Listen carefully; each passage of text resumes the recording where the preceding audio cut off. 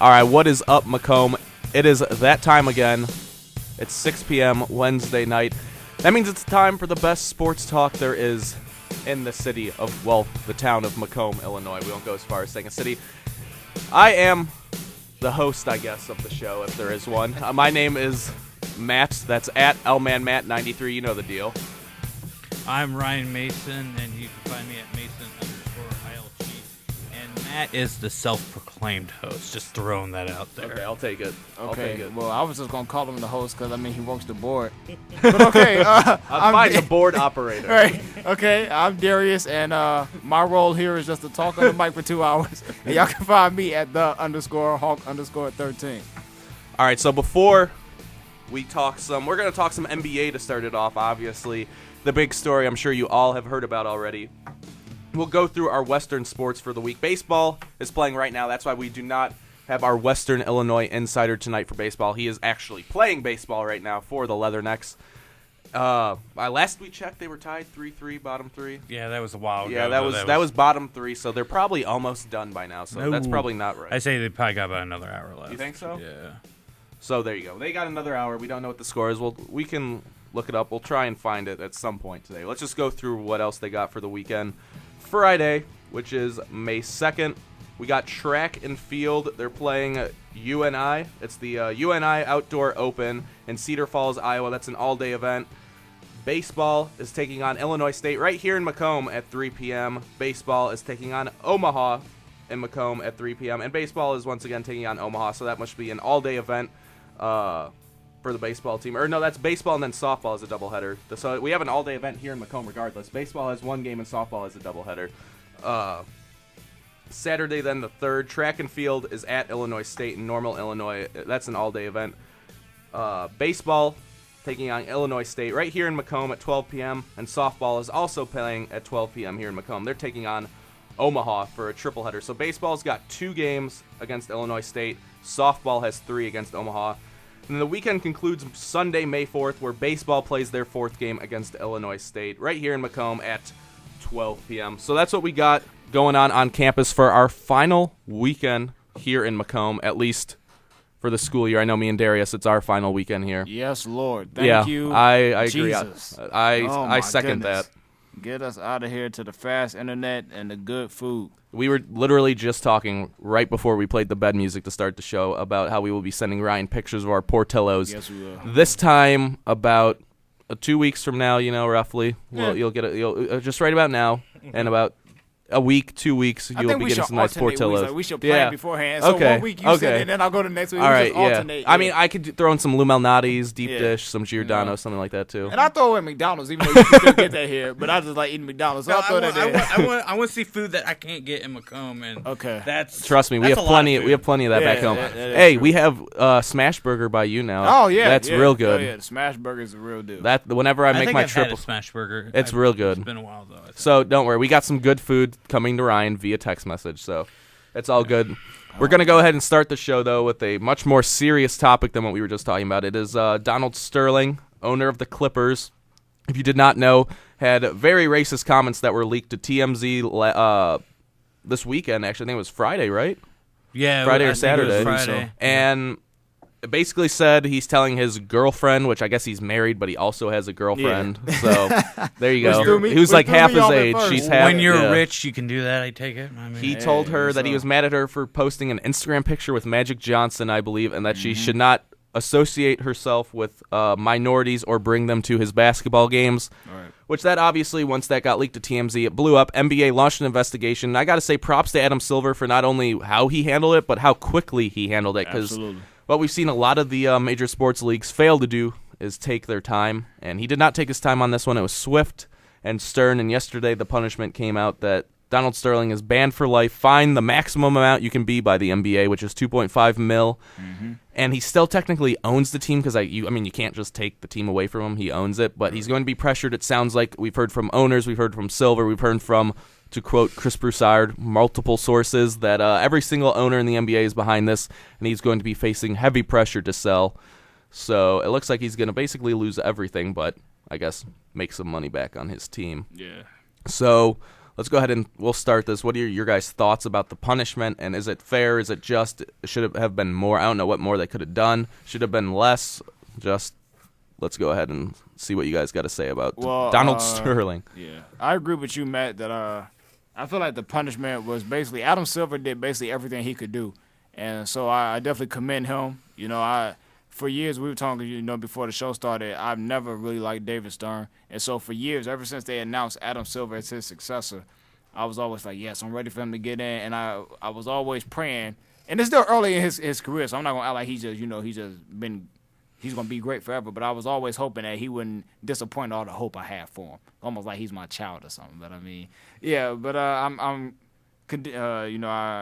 happy for the decision he made, kicking him out for life. That's not something that I actually thought was going to happen. I thought, we was talking about, you said, Matt, you thought he was going to get away with it again because this isn't his first time with racial comments. So I thought they was going to say some crap like, an indefinite suspension, which indefinite, that could end tomorrow as far, because they don't give a time period for it.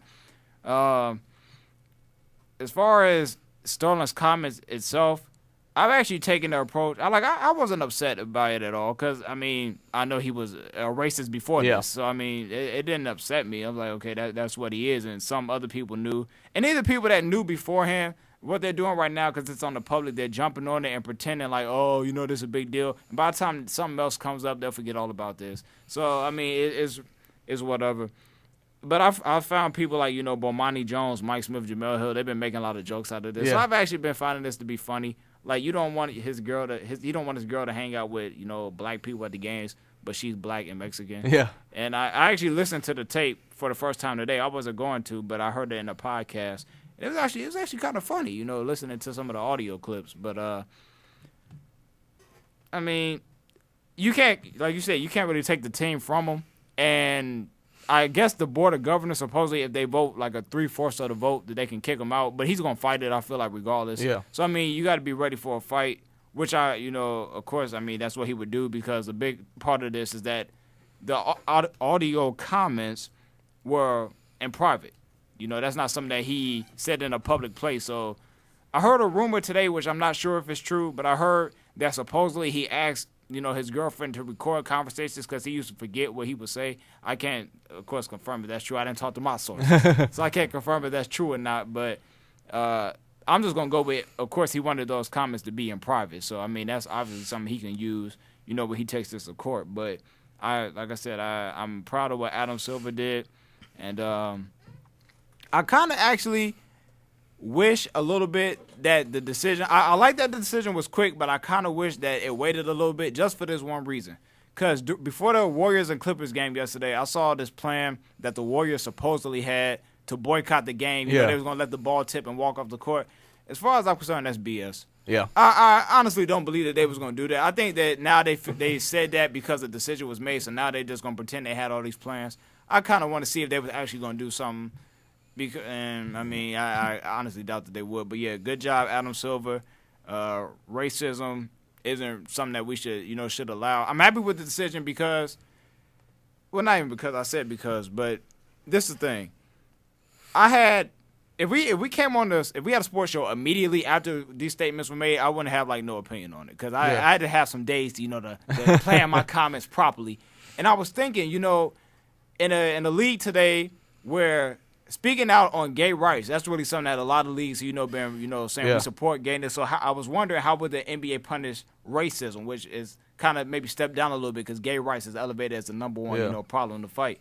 So that's why I thought it was a good, stand that Silver made.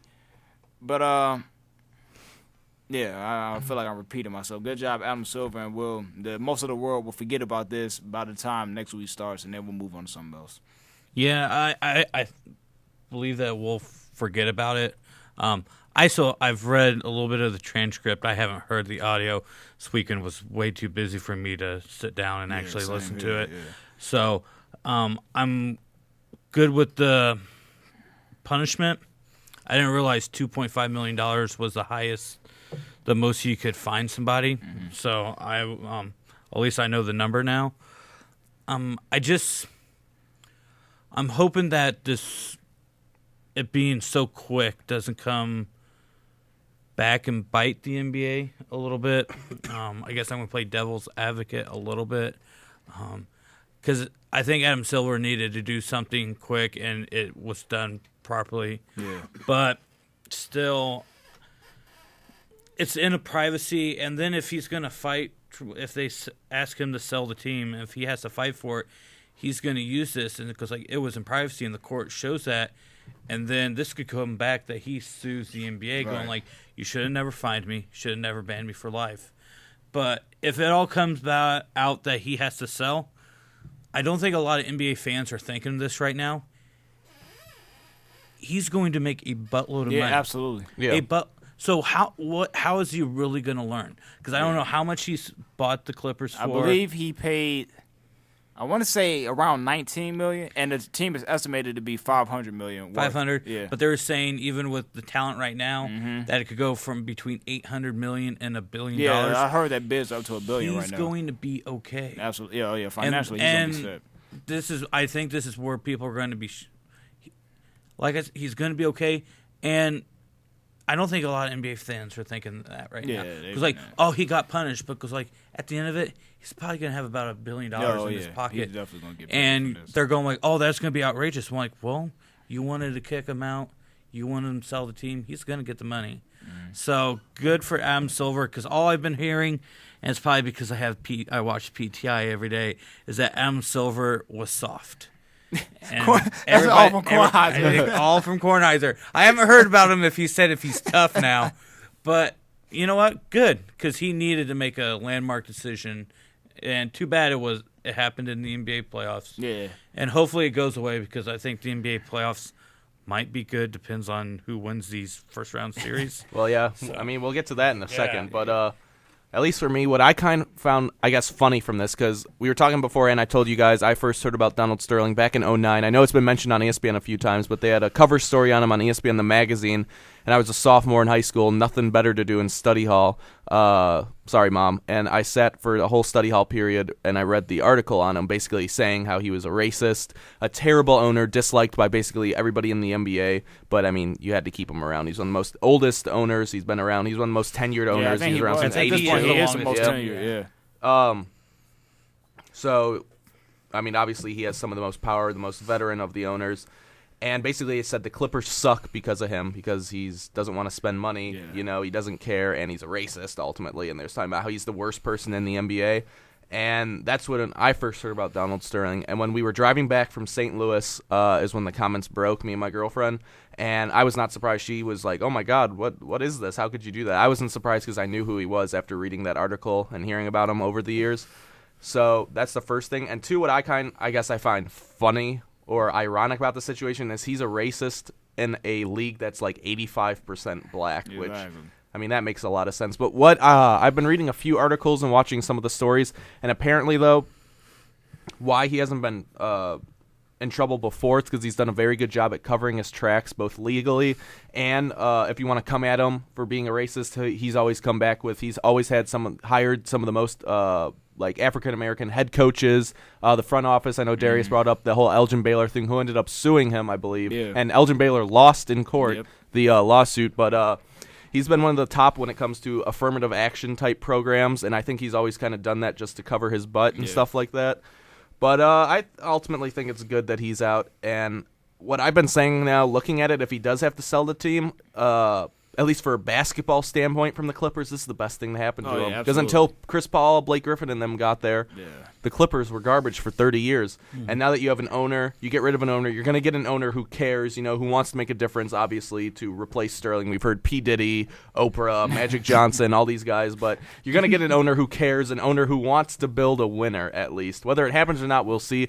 But I think from a strictly basketball standpoint, this is ironically the best thing to happen to the Clippers, is to get him out of there. It's just kind of sad that it had to happen in this way, is kind of what I'm taking from it now. Because you guys have said everything there is to say from it. I'm sure everybody knows everything. ESPN has aired the story to death. I mean, that's just what ESPN does now. Another reason I'm happy to go home is I am a fan of Fox Sports. The new Fox Sports kind of thing. Yeah. They give you a lot of variety, because ESPN, you get the same two topics on every show all day. So I'm kind of sick of ESPN, and I'm ready to get back to Fox Sports and the NBA and NHL networks. But We've all heard it. Please never throw Oprah as an owner of a Well, basketball she team. wants to. She got the money. She has the money, but I'd rather see, if I had to pick a woman, I'd rather see Condoleezza Rice. Well, she's football, at least she though. but at least she knows Yeah. sports. I don't think Oprah should, but I mean, she's got the money. I mean, at the same time, how many owners are really making basketball decisions? Yeah. So, I mean, supposedly Oprah would be part of some other investment Yeah, group. I think she'd partner with 2 other people. Yeah, so really her name is on the building, but she'll probably hire somebody to. I mean, she wouldn't be doing the Michael Jordan trying to make all the moves, too. So, I mean, it really wouldn't matter. But it would be interesting to see Diddy be on. I personally don't want to see that. Like Floyd Mayweather's been mentioned as well. Floyd Mayweather's been in it. I kind of want to see it just for entertainment value. Like, you imagine all the owners' meetings, and then you see Diddy with his sunglasses and, his puffy coat. Or is this after one of his rap shows where he's trying to rap, which he's horrible in, by the way, which is a whole difference. That's not even for this right now. But I have a question, because I don't know if you what was we doing? Yesterday, when we was in class, Mr. Murray's class, he's getting a lot of highlights from us, by the way, Mr. Murray. Yeah. Every week we seem to mention his name on this show. But we should get some compensation. Yeah, we should. Like, we're going to have to do the final, Mr. Murray, just by the way. But I forgot, somebody had brought up the Clippers or something. I remember it had a quick, like, talking back and forth across the room. Would y'all play for the Clippers? Just like hypothetically, like, even before this came out, just in general, because I said I would not play for Donald Sterling even before this, because first of all, he's racist, which I knew before. Baron Davis said that he used to yell racist stuff at, on the court at him when he played on this team, and also he's cheap. Yeah, I wouldn't play for an owner who's not going to pay to put pieces around. Yeah, I've thought about that too. Ultimately, it depends on what I was offered. Honestly, I mean, I would if, say, they were one of the few teams offering me the best deal. But ultimately, I've always thought about that, especially when I'm doing my career in 2K or whatever. But I don't think I would, because for me, it's not about the money. If I was a superstar athlete, I'd be smart with my money, I would like to think, because of how my grandfather taught me. But I would be smart with my money, so I don't need my ginormous contract. I like to think I'd be kind of like how LeBron handled in 2010. He didn't go for the money. He didn't go for the fame. He went where he could win a championship, and that's what I would do. I would go to win. I've already got my money. I'm going to manage that and make it last, whether I'm a superstar or not. So I probably, assuming I had better offers out there, I had most of the teams interested in me, I would definitely not go to the Clippers. I would want to go to an organization like the Bulls, the Heat, the Celtics, maybe not the Knicks, but, a team like that, where even the Lakers, I can't stand the Lakers, but I mean, if I was looking for a championship, I think I could forget about that if they wanted. If the Lakers want me to suit up now, I would not say no. But, right. This is hypothetical. Yeah. Nobody here is turning down any offers. So, I mean, if the Clippers are trying to put me on a 10-day contract, y'all can't call me up. I'm just saying if we had options, that's all I'm saying. Yeah, I don't think I would, because I feel like the Clippers are not a good organization to win a championship. I mean, look, they've been I think they've been statistically the worst team in the league over the past 30 years since he's been their owner. And I mean, that's not the team I would want to play for if I had the talent to choose where I could go. Yeah, if I had the talent, I mean, right now I'd probably be hired as a water boy, if anything. But if you first time listening, I'm not a huge NBA fan, so I had no idea what Sterling was all about until I saw this, and I'm like shocked. So, I don't know. If it was right now, I'd like to go there with the pieces they have right now. And if they're going to stay, I like Doc Rivers as a coach. Oh, yeah. Loved him in Boston. Mm-hmm. It depends on if he's going to stay after this year. I think so, yes. It depends on what ownership comes in. But, I would say yes just with the talent, because you're having I'd be on the bench and I'd have a free show of a dunk contest each night. It might get a little tiring after a little bit? Yeah, maybe, but they'll show new things. But I would say yes. Just right now, talent alone on the court, I think they have some of the best. And hopefully they go a little bit further in the playoffs. And maybe to make Adam happy, make it to the NBA championship. Yeah, well, Adam's not here, so we don't care about his happiness. I don't want to see that. I don't want to see them win no dog. That might right now with the way the West is shaping up. Man, forget that. We not, no. We're not even gonna plant them seeds. The Clippers not winning no title. Man, forget that. No, I don't think they'd win I don't think they beat Miami in the finals, but they might make it. No, Portland. We're going to Portland take them out. I have a question, because since I found out new information about Sterling, he won a Lifetime Achievement Award from the NAACP. He was about ready to win another one this year, but he's no longer in the right. runnings. You said he's good at covering up. Yeah. Is he more good at covering up or duping the African American population? Because that means you're duping a big double NAACP, and as big of an organization as that, if you could get a lifetime achievement award out of that, you're doing something. He just never. It seems like he's never been able to get people's accusations to stick to him. Yeah. Is what it's been. That's always been rumors or hearsay. But if you get one accusation, I feel like you're. I think that's what it comes back to, though, is when you look at his track record of hirings, he's been one of the most influential in hiring African Americans in like big positions. I think he might have been the first to hire a black GM, I want to say, with Elgin Baylor. I think Elgin Baylor was. He's had like the most or second most African American head coaches under him.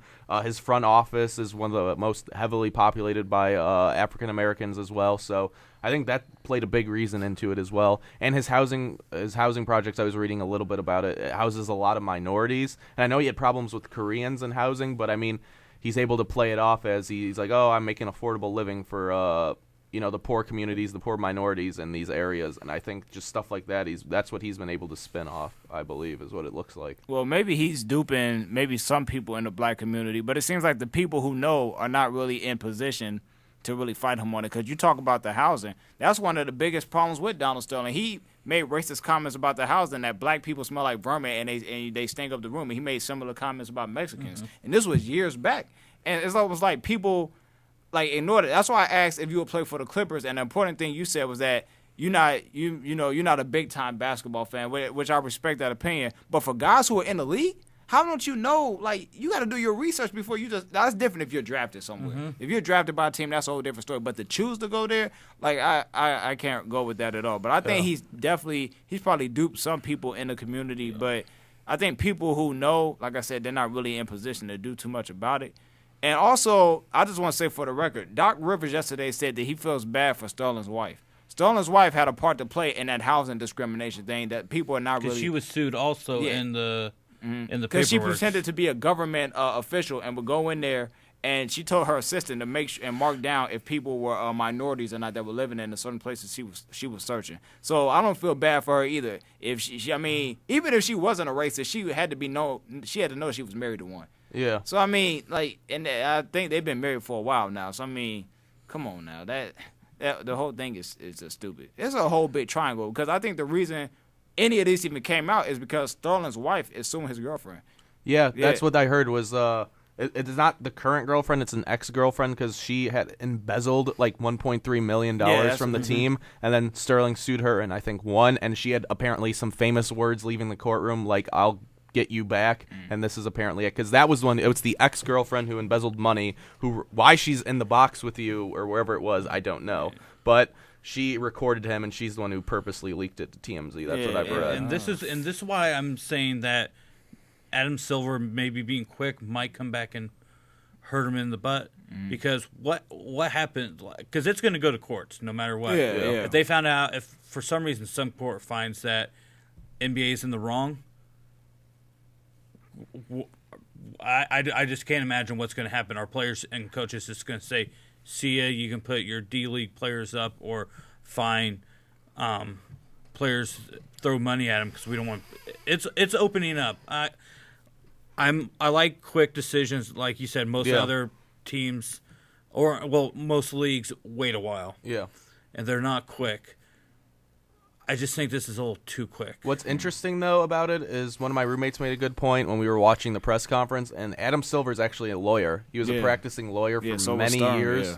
So I feel like that's why I've got a lot of confidence in him, and that's why I was kind of surprised he was able – I think he knows what he's doing, especially more so than if it was a David Stern in this situation, because he does have that law background, and – I don't know. I was kind of surprised he could get away with it in a way, like that he could get the lifetime ban on him for something that was said in a private atmosphere.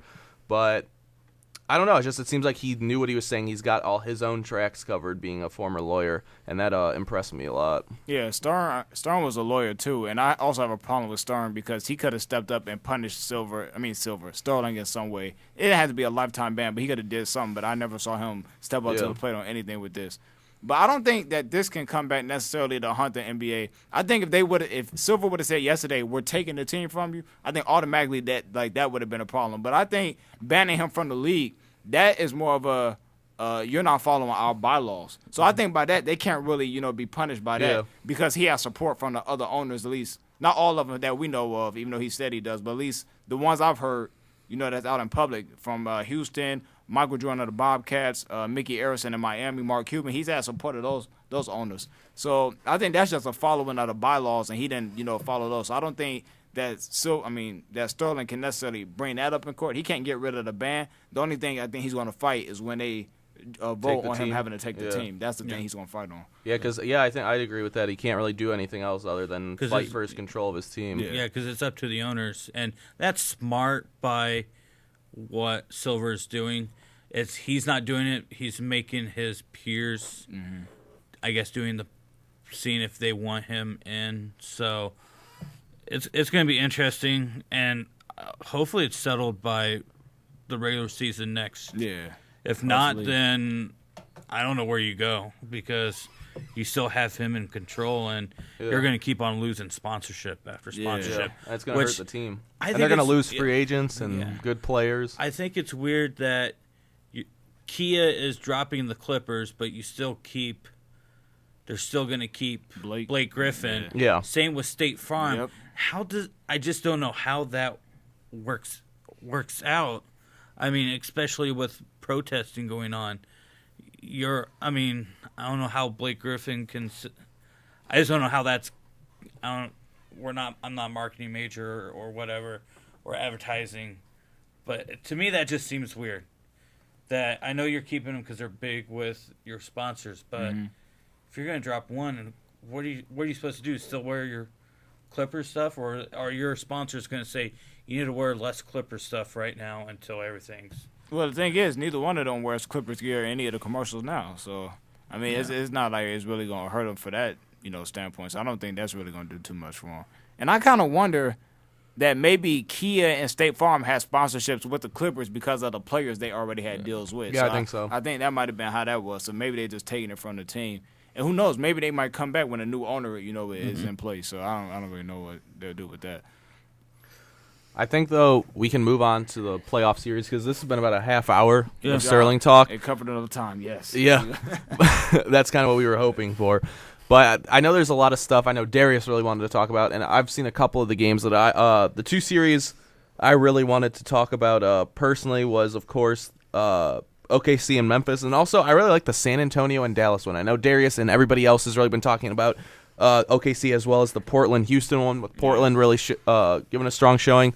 But I think one that's kind of taken a backseat, which people should talk more about, is San Antonio and Dallas. The 1 and the 8 seed are tied at 2 games. But I think first off, we'll start with OKC and Memphis. Memphis took a 3-2 games lead last night after they should have won it in regulation, but Conley got his pocket picked by Westbrook, who had a breakaway dunk to send the game into overtime.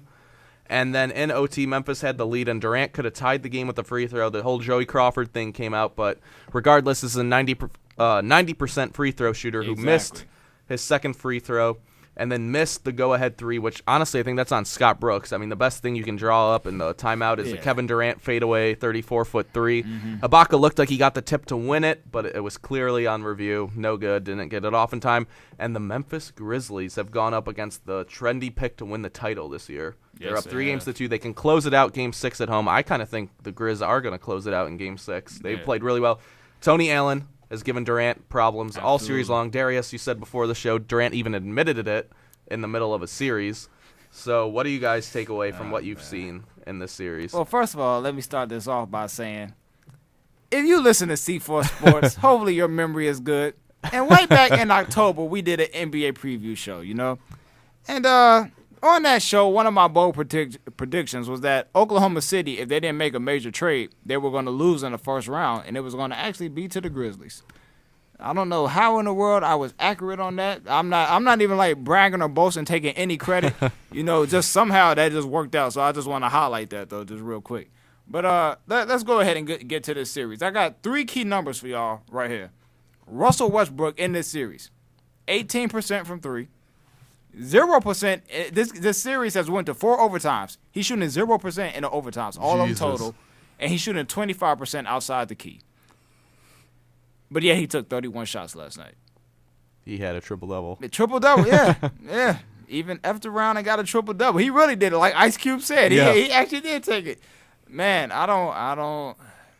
OKC is so many problems going on. Like you said, Scott Brooks, he has no idea how to run an offense because Durant and Westbrook are the only two that can get their own shot. But he should be able to set up an offense where they can, get easy buckets for for the others. So blame on him for one.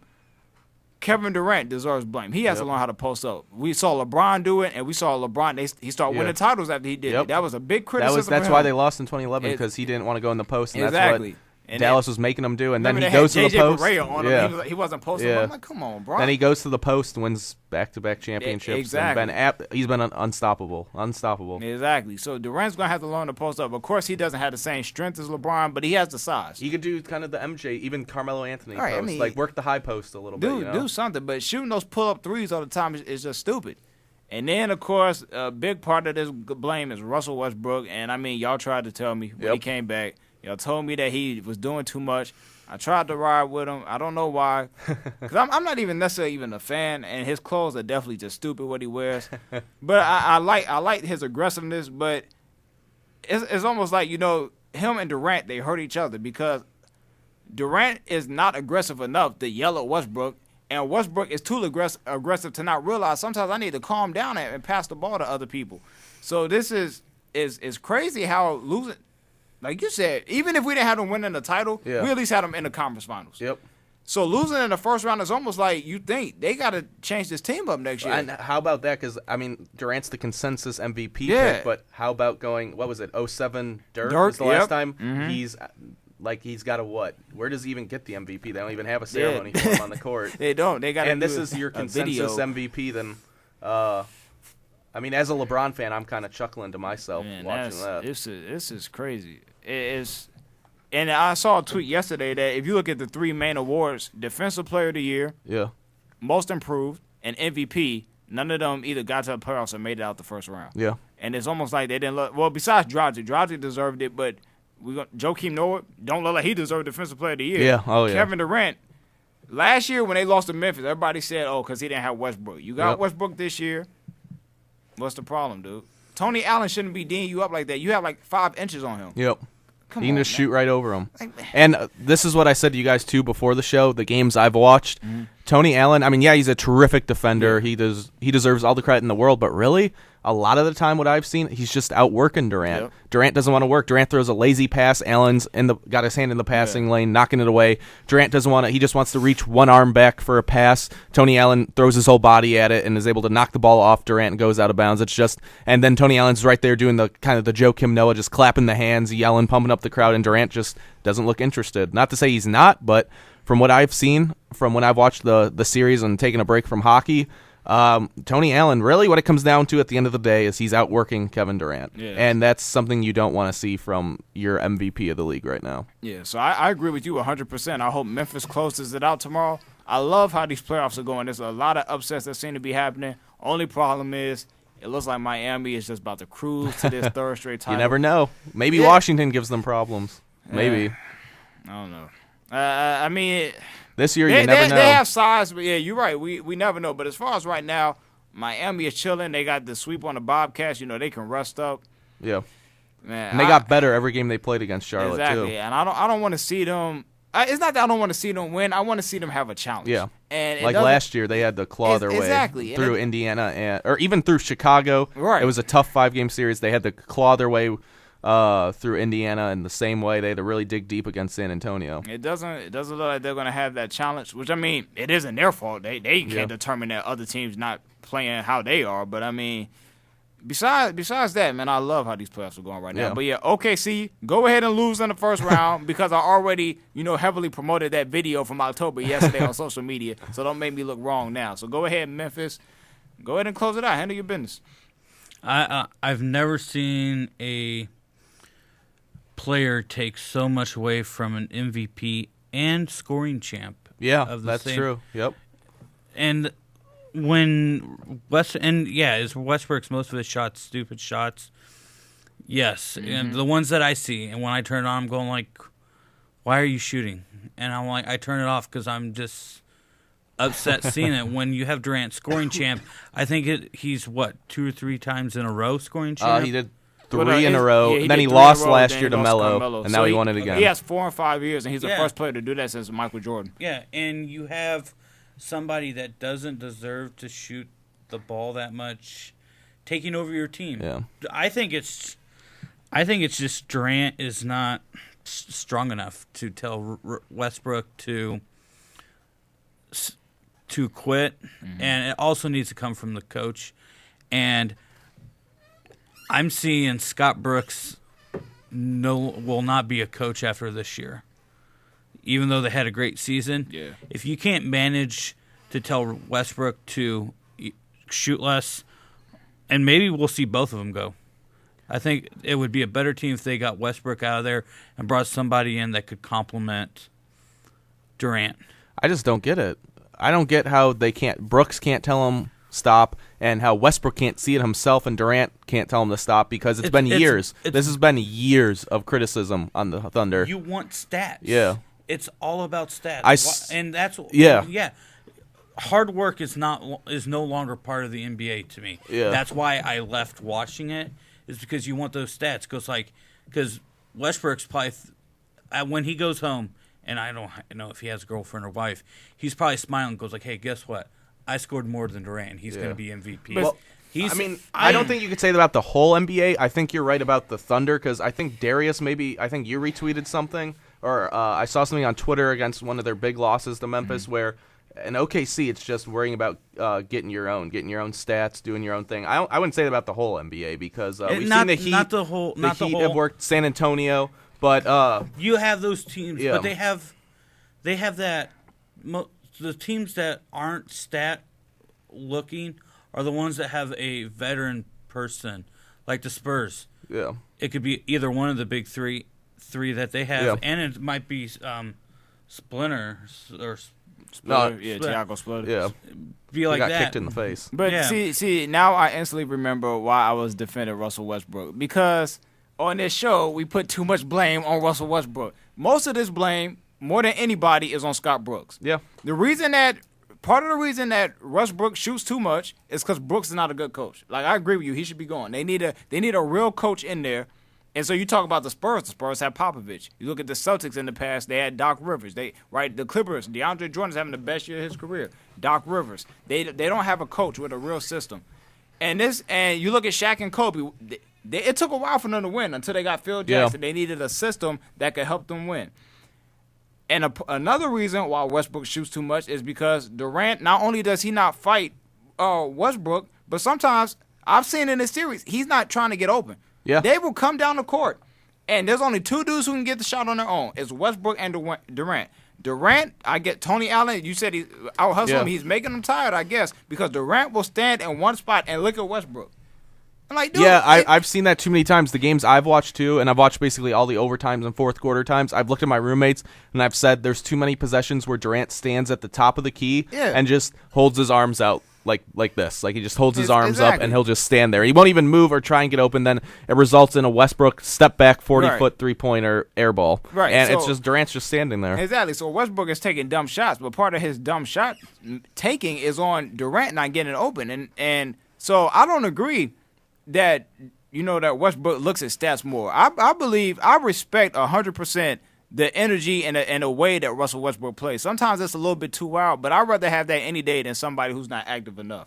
I think he wants to. He's one of the top competitors in this league to me. I feel like his desire to win is top notch, but I don't feel like the team. I feel like sometimes he gets a little active and he sees, oh, Durant's not out here stepping up, and none of these other dudes are gonna score, so now I'm just gonna take over, and then it hurts the team.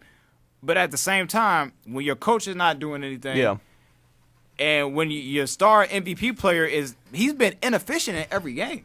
He hasn't had a good game yet this series. Even the 2 games they won, he hasn't had a good game. So, I mean, what is Westbrook supposed to do?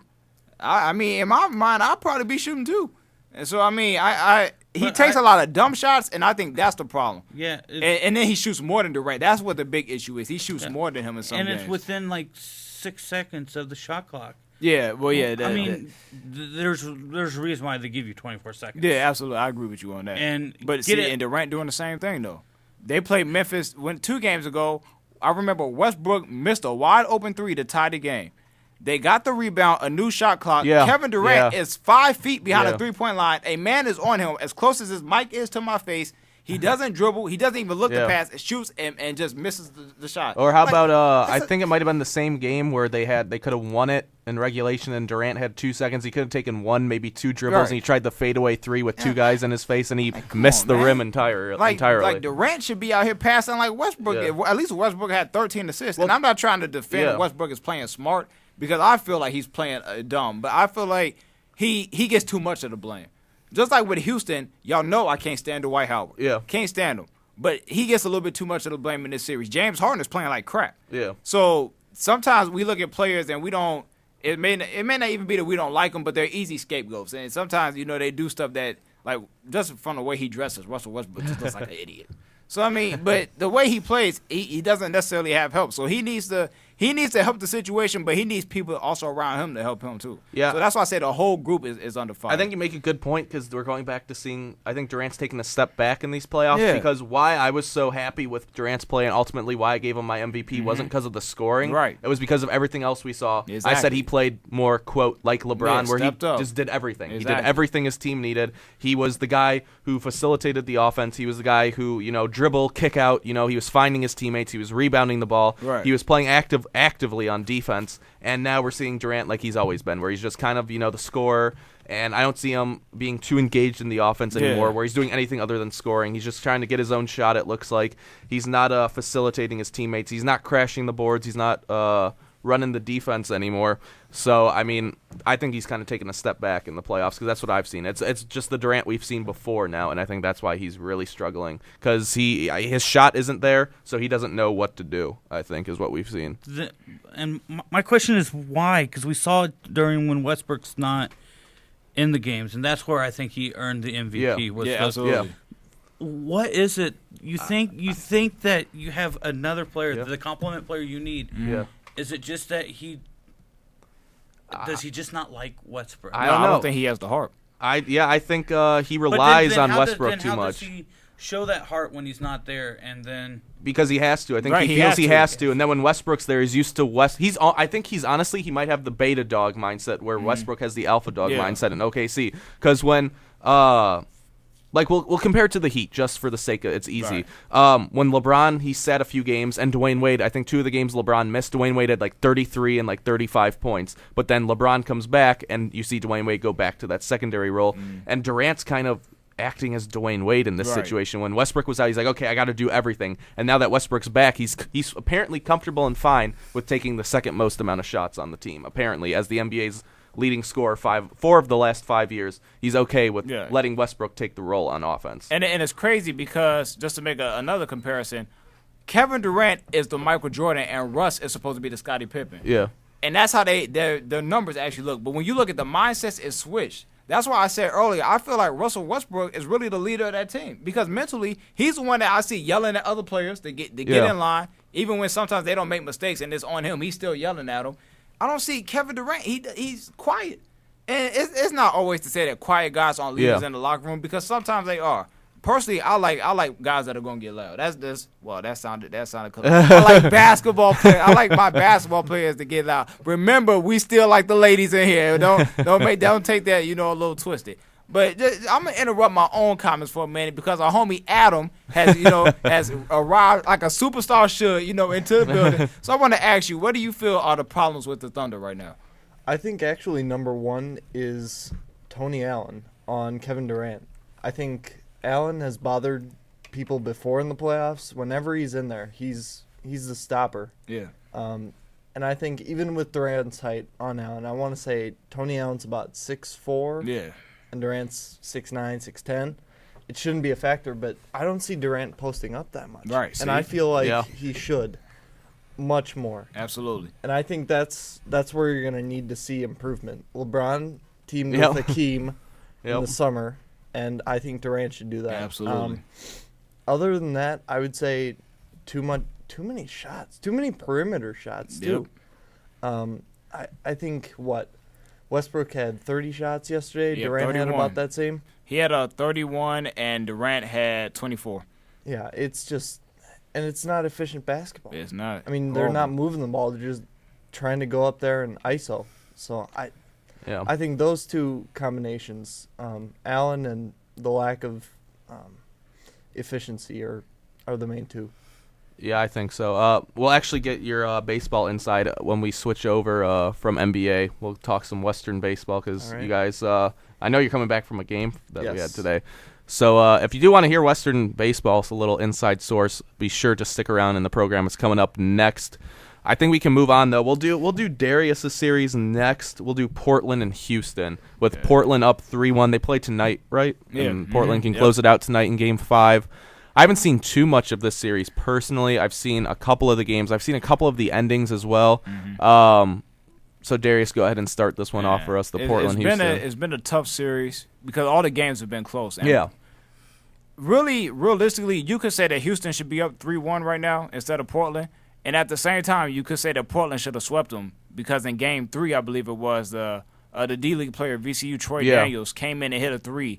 And, I mean, he's actually had 2 nice games these last 2 games. And so wasn't he like their leading scorer the last game, something like that? He hit like 4 threes. I don't know if he was. I think Chandler Parsons was because Chandler Parsons had 18 in the first half the last game, and he only ended with like 22. And I think that's the problem because it was the same thing when Dwight had like 25 in the first half of Game 2, I think it was, and he only ended with 30. James Harden is taking way too many shots, and he's not efficient with them. He's taking like 30 shots a game, and he's only scoring 18 points. Or maybe he'll score 30, but he's taking 30 shots. Doing the Westbrook. So it must be something with OKC, because remember, all 3 of them used to play together. Maybe they decided before he got traded, we just going to be inefficient when big games We're just going to look for ourselves. Yeah, I guess so. And then, and it's crazy with Harden because he's shooting a lot during the fourth quarter. Then overtime started in Game 4, and they're throwing it to Dwight every time.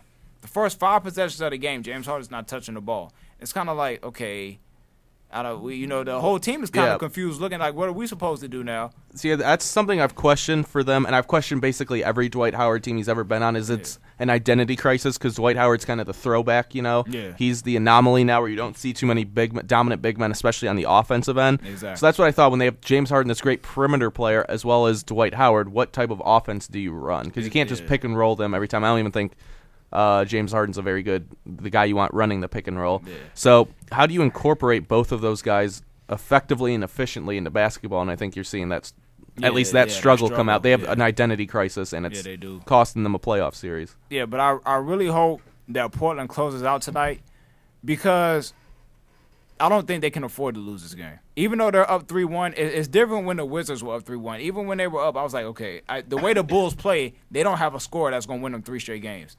James Harden, even though he's played bad, I feel like he can still win you 3 ball games, I feel like. So they can't afford to lose this game, even though the next one would be in Portland after that. And hold on, what is it? This is Game 5. Yeah, so the next one would be in Portland, and then they would go back to Houston. But I think they got to take this one. They can't afford to mess around. And all the games have been close because Houston had the last one. They were up like 8 with 7 minutes left, and they gave the game away, and it went to overtime. So Portland, they're looking like a veteran group, which is rare for a team that you don't see with a lot of experience. I remember the Warriors last year. When they were the hot pick to win because they're excited to play, how they play. But then they met a team like the Spurs, and it was like, okay, you saw the leadership come out. Just like when the Clippers, when Chris Paul first got there, they had played the Spurs. And it was like, okay, the Clippers haven't got together long enough to know how to play. Portland, this is Damian Lillard's first playoff series. Batum hasn't really played in the playoffs. Wes Matthews hasn't played in the playoffs. I don't believe he has. I know LaMarcus has, but when he did, that was Brandon Roy's team. Yeah.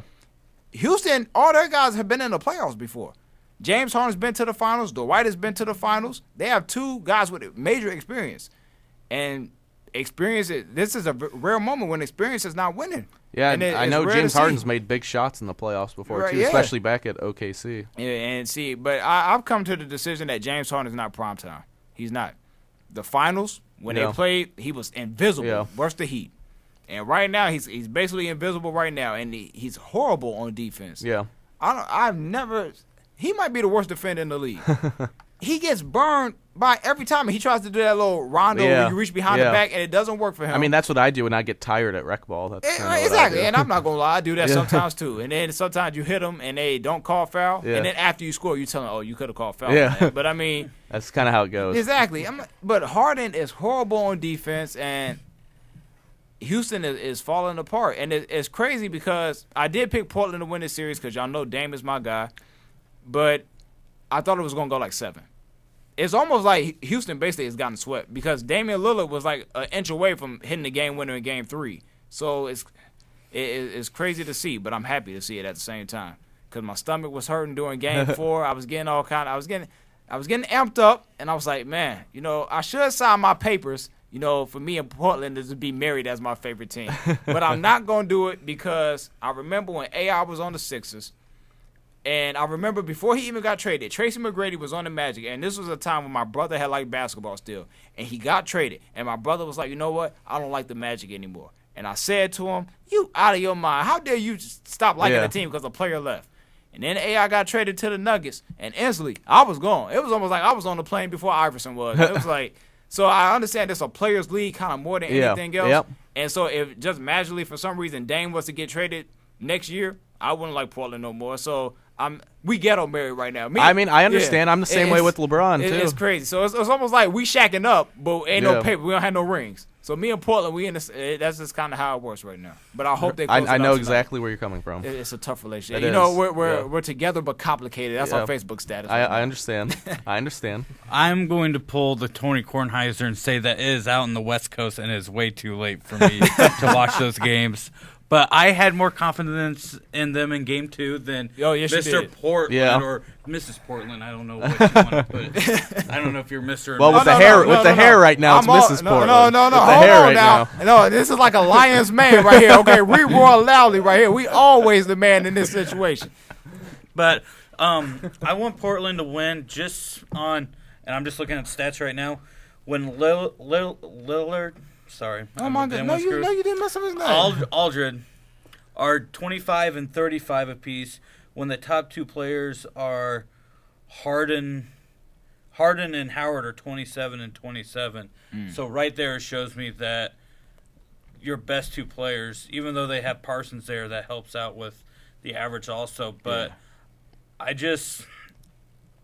like the point guard to power forward because that's where the game's going to.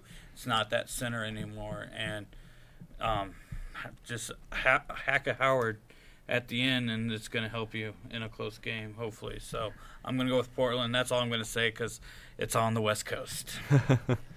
I have stayed up to watch majority of these games, and I say Portland's got to win this one or the next one because I don't think going back to Houston for Game 7 is a good idea. Two things I've noticed is Terry Stotts is out coaching Kevin McHale. Absolutely. McHale should get on Harden for his defense.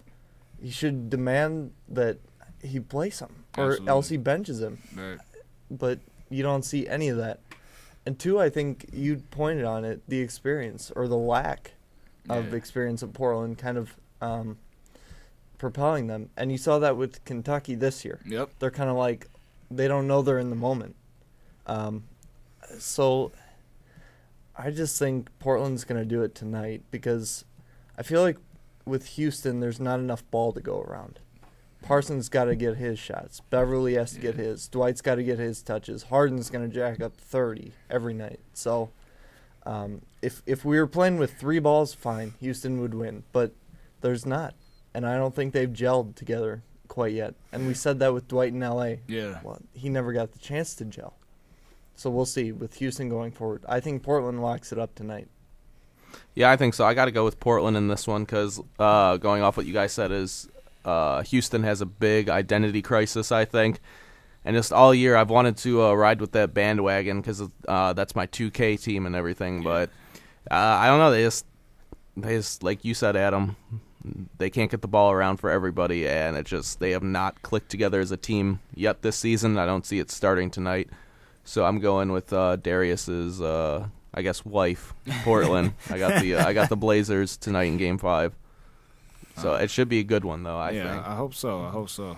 The final one I kind of wanted to talk about was San Antonio and Dallas, which is tied at 2, the 1 and the 8 seed. I think Dallas is a little lucky to be tied and not down 3-1 because Vince Carter did get away with the travel on that insane game-winning 3 from the corner where I found it entertaining watching Mark Cuban's reaction after the game, pushing everybody out of the way so he could hug Vince Carter. But I saw the ending to that game, and they kind of I guess they got a little lucky with that one. But that said, they've still played the Spurs tough every game, and I think they had them down and out in Game 1, and it was that Tim Duncan comeback that gave the Spurs the Game 1 win.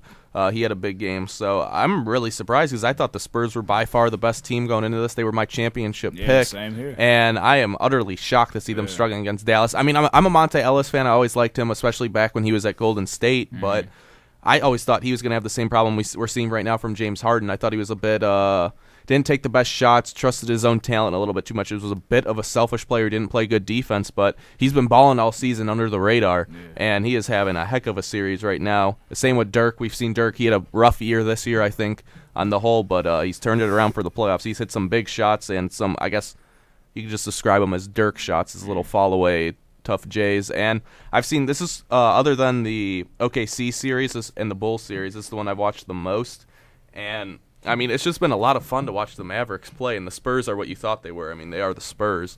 But, I mean, I'm kind of surprised personally to see this because I thought the Spurs just had all their bases covered coming into the playoffs, and the Mavericks are just kind of blowing them open right now. Yeah. You could actually, you talked about how, the Mavericks might be a little lucky that it's tied 2-2.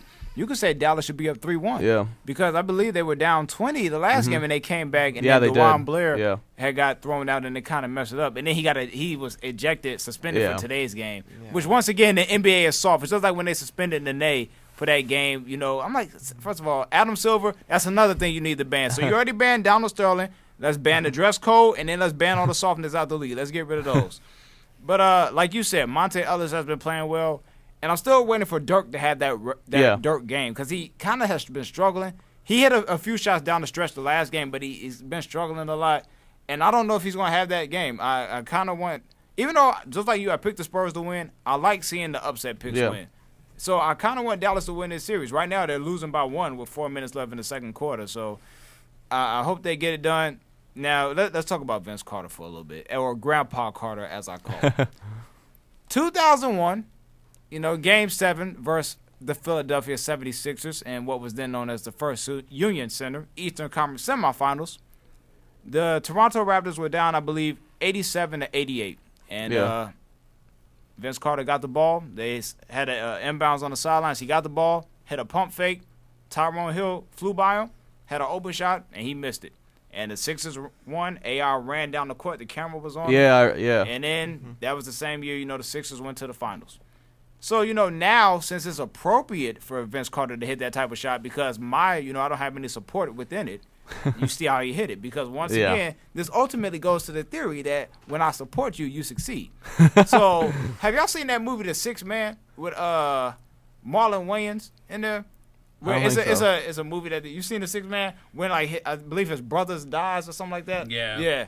And so, his brother dies, but his spirit is still on the basketball court. And so, in one scene, Marlon Wayans shoots the ball and his brother comes out the air and is about to tap the ball into the basket. Yeah. So, and so he tells him don't do it, but it's kind of like that. Vince Carter, had that shot and my spirit had flew through in 2001. Even though as a young man that I was, my spirit had flew through and hit the ball because it was AI's time. But now AI's no longer in the league. You see Vince Carter shining. That is absolutely no analysis for this series, but we just got to add stuff like that. Yeah, I'm really. That was some good commentary right there. So it took how many years in the league for him to finally shine? 13. 13. Because look at this. 13 is actually my favorite number. That's why the Hawk 13 is my Twitter. See, it overlays. Don't think this is just by chance or happenstance. And he has 13 points right now in the game. So, see, y'all think it's a joke out here? I'm telling you. So, I also believe that Dirk needs to have a Dirk game, or it's the Spurs. I kind of like the Spurs having a little challenge right now, and I think those two teams are rivals, even though it doesn't show much in the win losses because I thought they hadn't won in San Antonio since 2009. It might have been 10 or 11, something like that. Yeah, but it was a while. It's been a while. I think it was 9 game stretch. Yeah. The last time I saw it was right. So it's nice to see a little challenge, kind of like on the Eastern Conference, the 1 and 8. There's a challenge. So I think a little bit of challenge helps out a series. Hopefully the Spurs fix it, go on, and they just breeze through the semifinals. So I think that's what's going to happen. Okay. I think, and Tony Parker is a little injured. Yeah, he is right now, so he's day to day. So, but he can still play excellent, even him being injured. So I don't think they'll have a problem. But who knows that Dallas could win the next 2, and I'm going like, there goes my championship team. Right. We were all kind of saying that San Antonio was just going to breeze through this. And you touched on Tony Parker a little bit. He is going through, I believe, an ankle sprain, like a grade A. Yeah. Just a slight one. But Jose Calderon for the Mavericks is outplaying him in this series. And he's a under-the-radar guy, always been a decently consistent guy, sometimes backup, but a good backup, kind of like a Goran Dragic. Mm-hmm. He's now got his starting role, and he's shining a little bit. But like you guys said, I think Dirk is going to have one of those games. You just kind of feel it coming. Yeah. It's going to happen. But I still see the Spurs winning. I would say in 7. Yeah. I think the Spurs get this one tonight. Dallas goes back to Dallas, wins. And the Spurs always kind of seem to play the best when their back's against the rope. A veteran team, but a much more interesting series than I anticipated, or any of us anticipated. Definitely. I think Dirk, he's had some good looks over the series from everything I've seen. It's just they've been in and out. I see him release it. I'm like, oh, that's cash right there. Right. And then it hits the rim. It's like, oh, money. And then it just rolls around and drops out. So I think he's been a bit unlucky, but in a bit of a funk. And knowing Dirk, he's bound to get out of that. And Adam, I'm glad you brought up Jose Calderon because I watched the game where they made the big comeback. He was the reason why, him and Monte Ellis, and they just played fantastic together. The backcourt of Dallas is completely outplaying the backcourt of San Antonio, which is surprising when your backcourt consists of course, Tony Parker as well as Manu Ginobili. But I think DeJuan Blair, if he keeps his cool, they could have won that game. I thought they were going to win because I was like, oh, Lord, here comes a massive comeback from from Dallas, and San Antonio's going to lose it. And when DeJuan Blair kicked Splitter in the head, that kind of sealed the deal right there. And San Antonio kind of escaped. But, I mean, I've been really surprised and really impressed with how Dallas has played. Especially, really for me, it comes back to Monte Ellis one, and like you said, Jose Calderon. Because we know we're going to get from Dirk and Vince Carter being the veteran he is and the past superstar. But I think this is Monte Ellis' coming out party. I really felt like he had a great year. I saw Dallas play a few times. And, I mean, I was always a fan of his, like I said. But this playoff series is his coming out party to let people know that he can play. He has a place in the league, I think. He deserves his spot because I know a lot of people were kind of upset with the way he left Milwaukee last year after he teamed up with Brandon Jennings. That just wasn't the right situation for him, and I feel a team like this is the right situation. He's got a good head coach, a good system, a good owner who believes in him, and I'm really happy to see Monte Ellis do well. And I see good things from Dallas. They just need to get maybe a couple younger pieces in there, as Dirk starts to get old, Vince Carter, even Calderon is a bit up there in age. So maybe a few younger pieces. Mark Cuban has the money, he has the will to do it. So I see good. This could be the beginning of something big, like a new era in Dallas. Possibly, it'll take some moves by Cuban in the management in the offseason and maybe a couple of years. But I'm really shocked, and I really like what I see from Dallas. I have a really good feeling about it. I think Spurs are going to win the series in 7, like you said, Adam. But I'm really surprised, and this could be something that sparks them for the future, possibly, because I like what they got there. It works well. Is that all we got for? I think that's all we have.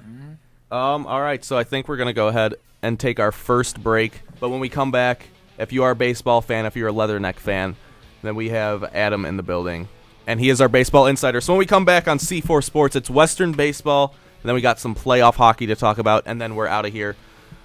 So, yeah, I guess stay tuned to C4 Sports right here on 88.3 The Dog.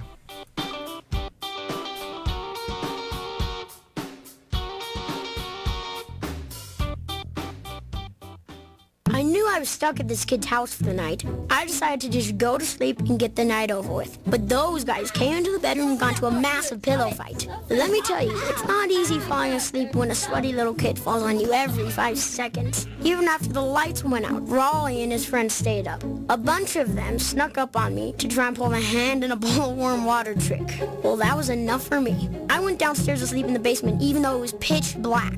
I left my sleeping bag upstairs and that was a mistake, because it was freezing. I think it was probably the longest night of my life. When the sun came up this morning, I found out the reason it was so cold. I was sleeping right by the sliding glass door, and some fool had gone and left it open overnight. That really stunk, because if I knew there was a way to escape last night, I definitely would have taken it.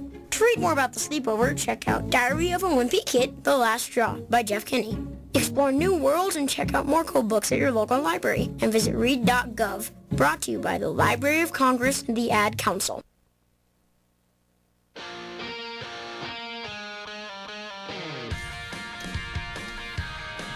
Welcome back to C4 Sports. I am Adam Feiner, at Nobody Feiner on the Twitter sphere. And we're here to talk a little Leatherneck baseball. Today we played St. Ambrose and won 18-5 in a rain-shortened 9-inning game. It was kind of spitting throughout with the weather. We were kind of looking to the west and hoping, praying. We pitched a new pitcher every inning, just trying to get guys work for this weekend series coming up against Illinois State. Didn't hold off. We got to the 8th inning and just poured. So we were out of there. But the bats were clearly alive. I mean, it's an NAIA team in St. Ambrose, so, I mean, not as good as competition, but they scored 5 off of our pitching. But we got a lot of work in today. We got a lot of at-bats. We got our pitchers' work, so overall, a really good day. That's good to hear. You guys play, who is it, Omaha this weekend, or are you? Illinois State. Illinois State. That's softball who plays Omaha. Yes. Okay, so how do you see this weekend series going? I think if we could get 2, I think it'd be a very successful series, because earlier in the season we played in Bloomington and they took both. I believe we played a doubleheader there, but like our coach said, Coach Brownlee said, we're a totally different team than that team. We got confidence rolling. Took 3 out of 4 from Fort Wayne. Won this one big.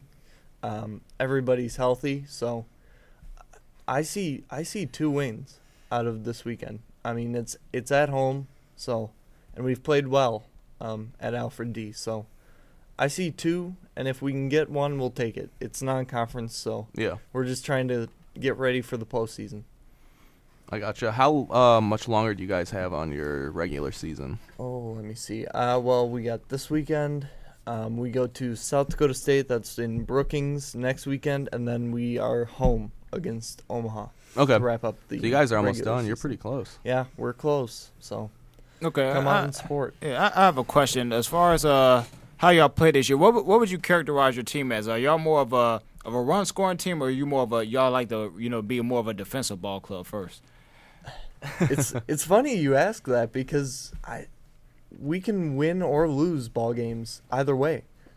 We've played, I think the majority of the beginning of the season was close losses, where we would pitch really well, but we'd pitch a lot of guys. We'd pitch by committee, but we couldn't get the bats going. Now we're getting the bats going. Now we're out slugging teams. So I think down the stretch here, if you come out and watch, I think you'll see a more offensive-minded team. That doesn't mean our pitching staff isn't pitching well. Right. Our senior John White had a strong outing. Ended up Summit League co-pitcher of the week last week. So I think we can win either way, and that's it. It keeps me on my toes. It keeps everybody on their toes. So it's very exciting. Okay. What seed do you see going into the tournament? Well, right now we're on top of the Summit League. So we're hoping to. That's our round of applause. C4 sound right. We don't see too many first places in Western sports. Right.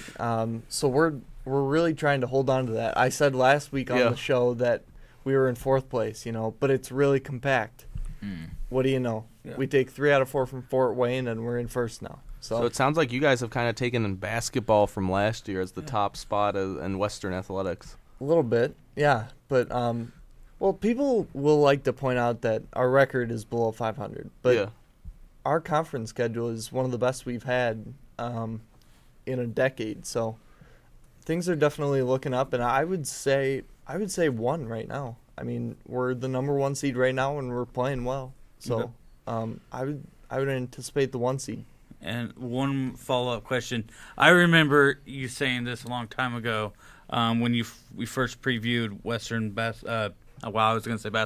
baseball, and you said regionals or bust. You still thinking that right? Yeah, I heard that. You said you guys were going to make it to the regionals. That was the goal for you set for Western baseball.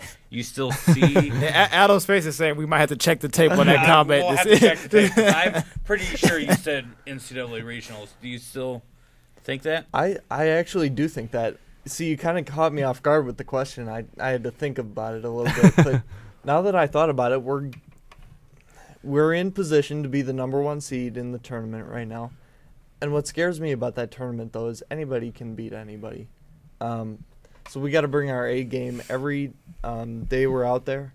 But I would say, regionals. And that would be such a cool experience. Yeah, that would be a lot of fun. We could go to Eugene, Oregon, or Corvallis, or, even Arizona, UCLA. So it'd be great for the program. It'd just get more exposure for recruiting, get the players' names out there, maybe get some potential draft picks' names out there. So it would be awesome. I would say regionals would definitely be attainable and would be a great thing. It sounds like a big reason for your guys' success has been your head coach. Can you speak about what he's done to, I don't want to say turn the program around, but give it the success that it's having right now? I think he's a real go-getter because he won't be that coach where he's going to really because you talked about him before on here, too. Yeah, he's going to do a really hard practice one day, and then we're going to take him really light. He's just consistent every day. Some days are heavier than others, but keeps it pretty level, and he's very interactive with the players. He asks you how your grades are, how's your day going, how are things with the family. He really cares about you, and I think that's created a kind of unity within the team that, hey, Coach cares. We're not playing just for us. We're not going to mutiny against him. Yeah. But I say, even this week, he's been out recruiting. And we've had assistant coaches run the practice, and it's been going fine. It's just like he's there. So he's not afraid to just sit back and let his assistants go recruit. He's out there recruiting too. Yeah, so I think that's a good sign. He's very hands-on. I would say that's the number 1 thing that I've noticed about him. Yeah, I think that's normally conducive to getting recruits because I remember what my brother went through for football when he was a senior, and the coaches as a family that we liked more were the ones like that where we didn't feel like my brother was just a tool for them, for their ego or whatever it may be. If there's the coaches that ultimately care about him. That's why he ended up choosing Dartmouth where he went was essentially because of the coach. He had the biggest connection with them. And if you have a coach like that at the baseball program here, I think that's key to landing good recruits. Absolutely. From what it sounds like. Right. And we're even, you look at our lineup and it's a guy from Missouri. It's a guy from Evansville down near Kentucky. We're talking Indiana. I want to say we got an Oklahoma. We're just we're starting in Illinois. We're recruiting at home, but then we're starting to explore a little bit. And I think the prospects that we have outside of Illinois are really starting to show that Western baseball can be successful even if you come here from a different state. So I think that's definitely a good thing if you expand your horizons, especially when it comes to the recruiting. Absolutely. Builds a more diverse program. You can bring different talent in as well. Yes. And the one thing, the last thing I'll say about the recruiting is we're starting to get more guys out of Chicago. Our starting first baseman is a freshman out of Joliet. So we're starting to recruit the suburbs a little more, and that's where most of the top talent in the state is. So UIC is not getting those kids. Illinois might not be getting those kids. Illinois State might not be. So we're stealing some guys, and I think you'll start to see those effects in the years to come. Yeah, that's definitely going to be something to watch out for. if you watch Leatherneck Baseball. I think I'm working the broadcast of one of your games coming up, so that'll be the first game I actually get to see you guys at for me personally, I think. I'll have to get one of my hot dogs that I'm always talking about. That's going to be a requirement. Back to food, man. My stomach is real empty right now. You can hear my stomach right now. I heard it. Yeah, I heard it. Yeah. Don't remind me. So before we head on to hockey, I got one story, and we'll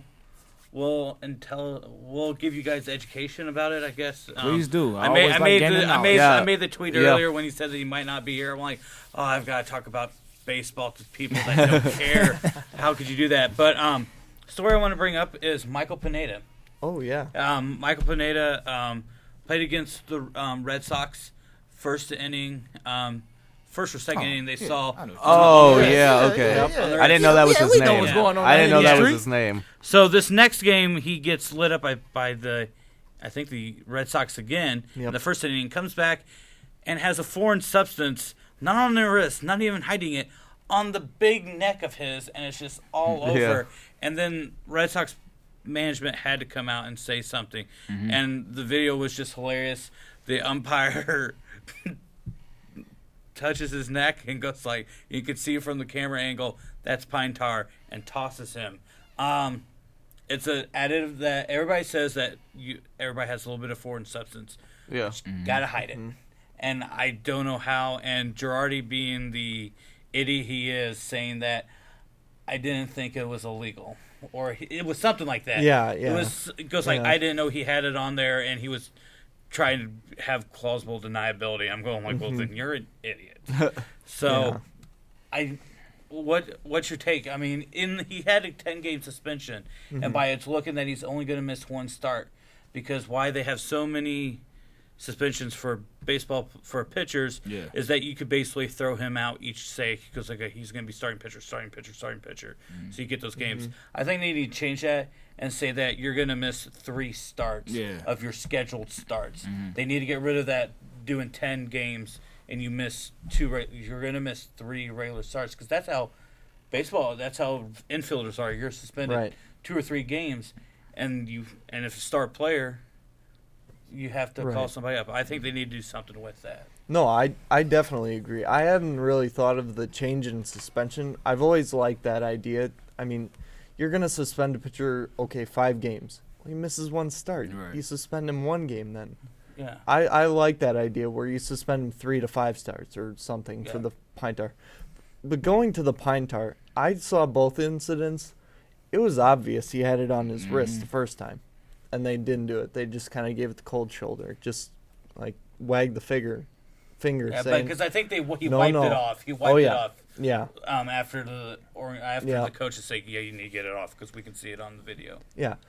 Well, you would think he would learn because this pine tar isn't even the color of his skin. I mean, he didn't even that's what try I was to thinking. rub Did he think it was going to blend in with his skin or something? It didn't at all. You could see it on the broadcast. I mean, and ESPN's got their nice HD cameras, but still, I mean, you could tell from 90 feet away. Girardi, I noticed, he says, well, Michael's going to serve his suspension. He just thinks it's fine. And I guess he might be saying that because everybody uses it. Yeah. And there's been a lot of commentary this week that most of the players do use it, but they hide it. I've been told stories of people that got chin hair like myself now. They put it in there. They'll hide it back of their knee or something. I mean, just weird places like that. I mean, and baseball's a weird sport like that. Any way you can gain an advantage that's not caught, steroids, pine tar, you use it. But I think the MLB's got to actually take a stand on this. Either outlaw it completely and increase suspensions or change suspensions like you talked about, Ryan, or allow it. And I don't think they should allow it because as a hitter, it gives the pitchers an unfair advantage. You can get better grip on the ball. You can get better command of your pitches. So it gives the pitchers an advantage over the hitters. They were saying that there was a pitch, I can't think of it, was back in the day, that he had sandpaper, and if he put sandpaper on the right part of the ball, and he knew it because he tried it so much that if he threw that one pitch, he knew he could for some reason, I don't know how he did it, that the ball would go to his shortstop or second baseman and it would just be a ground out. He knew how to docker that ball that much to go where he wanted that ball to go. So when you say everybody does it, I think of Major League with Harris when Ricky Vaughn's asking what's all on, and he goes like, lifts up his head, has chest, and then he goes down below the belt a little bit and says that he has stuff there.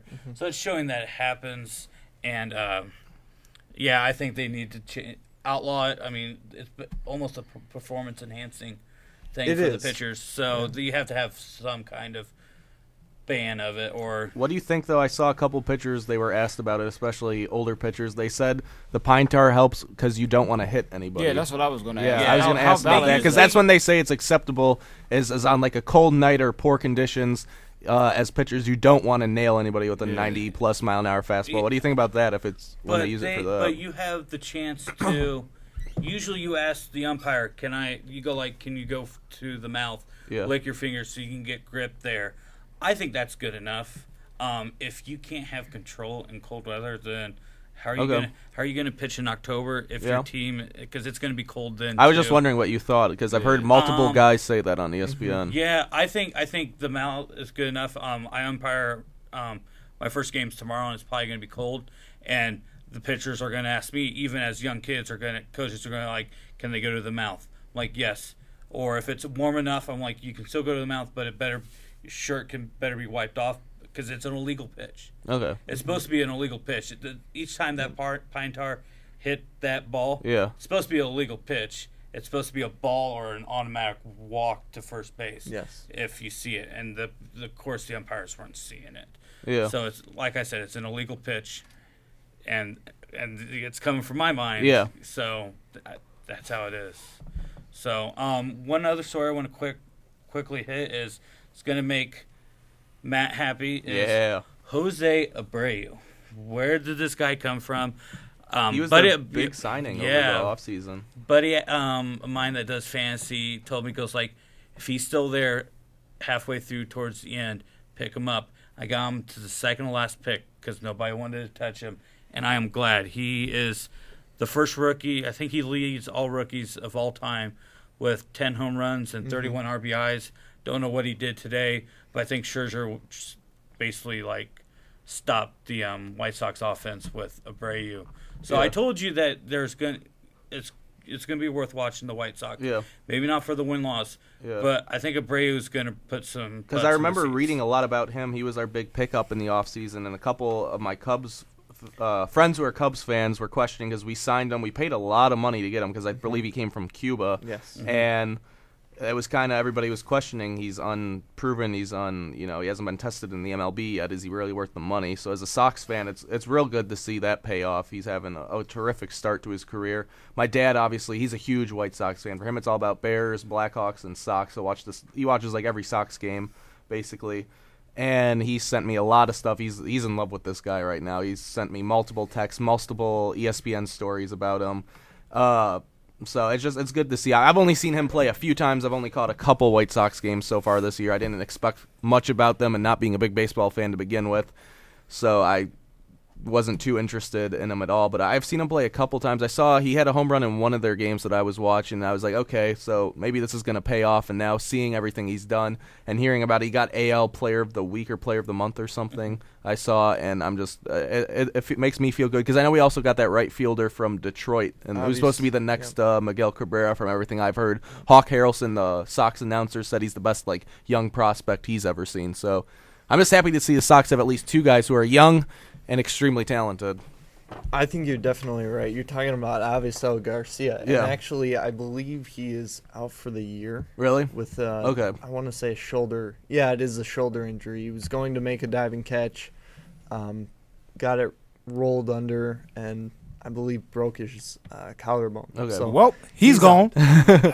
He's out for the year, which is disappointing because Hawk is right. He is a very good prospect. And I believe, I don't know what deal they brought him over in with Detroit, but I think Detroit was crazy for letting him go. Getting on to Abreu, I compare him to Albert Pujols a little bit. He's that rare kind of big guy, slugging first baseman, but can hit for average. He can hit doubles. And he's a good first baseman defensively. So I see a lot of Albert in him, and I know my roommate has been killing me about this guy. Huge Sox fan.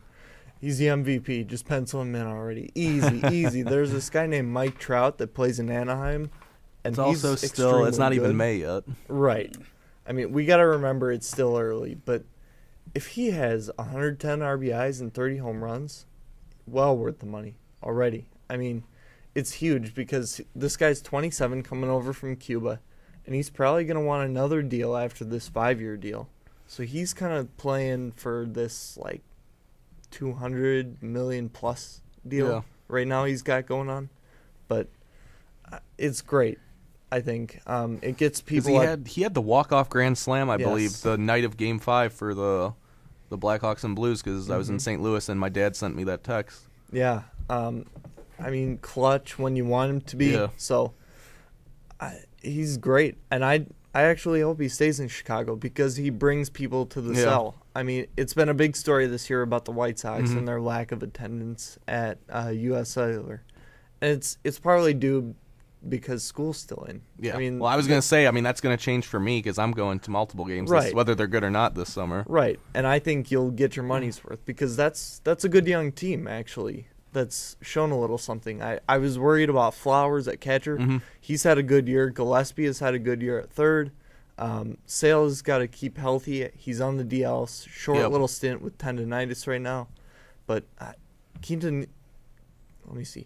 Quintana has been impressive on the mound also, but the big thing for the White Sox is going to be the bullpen, and they haven't shown anything quite yet. So if they get that figured out, they could maybe contend for a wild card if the offense keeps up. But this is a historical pace for Abreu, and I want to see it continue, even though I get constant grief about it from my hallmate.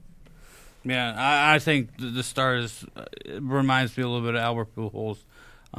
Just hope that the next time he sees these pitchers that they don't change something or they're seeing something. But I saw a stat that he's hitting ridiculous outside of the strike zone. Yes. And most batters don't do that. But he's one of those goes like, if it's going to be around the plate, I'm going to swing at it.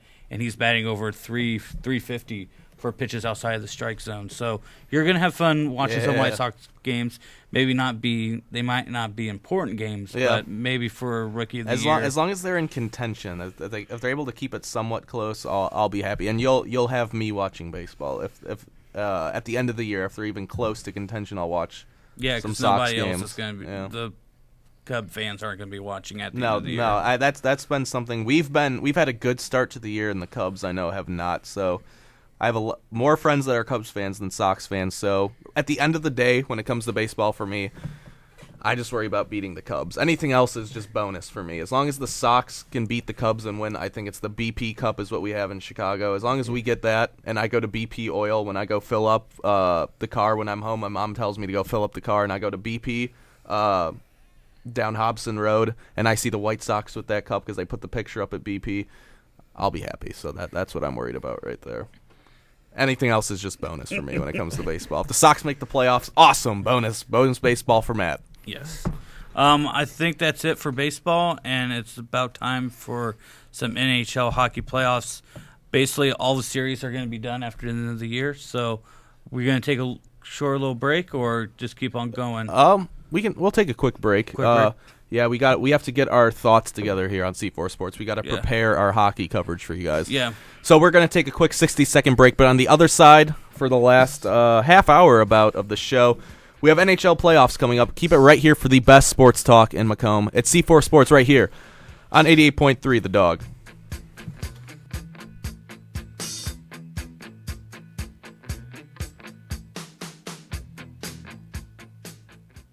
Later, much later, we heard something. We didn't breathe for listening. Then footsteps on the back porch, creeping, then more confident. After all, nobody was home. A hand closed on the knob on the screen door to the kitchen and found it latched. We heard a little sawing sound as a file began to slice through the screen wire. Grandma reached down for something in her sewing basket. Through the darkness, I managed to notice Grandma's rocker was rocking and she wasn't in it. She was standing over me. "Keep just behind me," she whispered. I followed her across the room into the kitchen. Now we were by the door, and I heard the scuffle of heavy feet in there on the crinkly linoleum. Grandma turned back to me. Under my nose, she struck a wooden match with her thumbnail. She touched the match to something in her other hand. It sizzled. Then she leaned down and rolled it into the invisible kitchen. Explore new worlds. Find out what happens next by reading the book A Long Way from Chicago by Richard Peck. For other great book ideas, visit literacy.gov. A message from the Library of Congress and the Ad Council.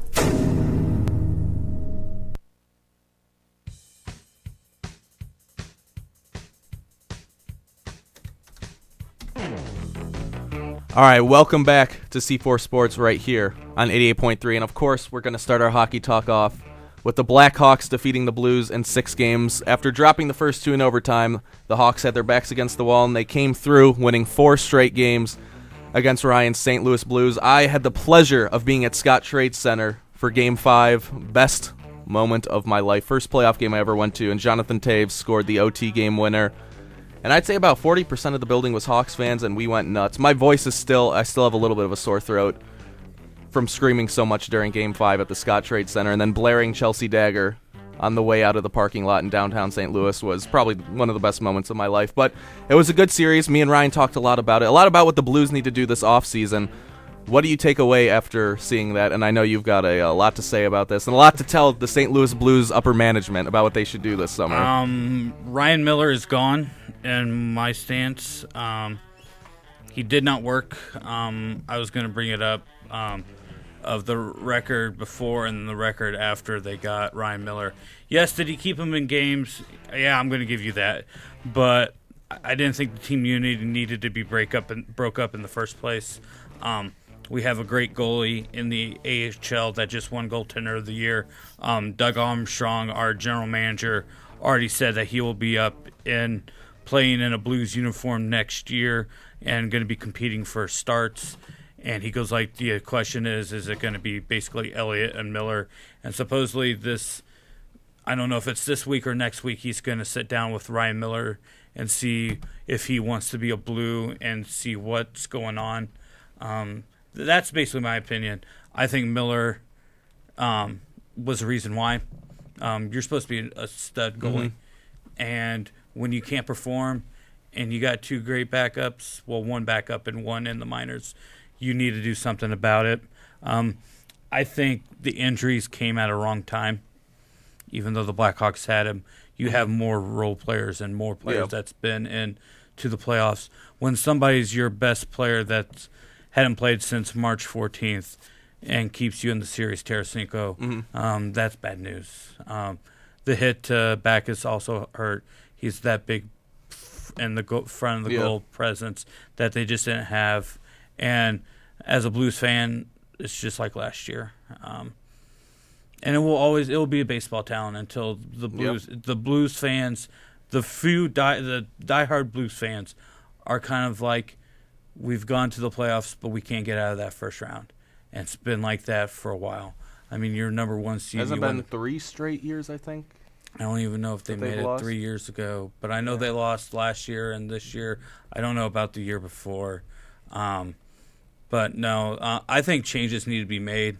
I like our goal scoring. I think our defensive needs to step up, get rid of some of those old guys. Jackman, to me, needs to be gone. Reeves should have never been given a 3-year deal this year. So I think there's things to look up on, and there's things to be fixed, in my opinion. And I'm hoping Doug Armstrong's listening because I had it going up 2-0, and I will get it. Well, you're playing the defending champs. I still don't care. You have home ice advantage. You're up 2-0, and you can't win even a third game. And you drop 4 in a row, and you just seems like you don't care. Yeah. And they seemed like they did not care in the third period of game 6. Yeah.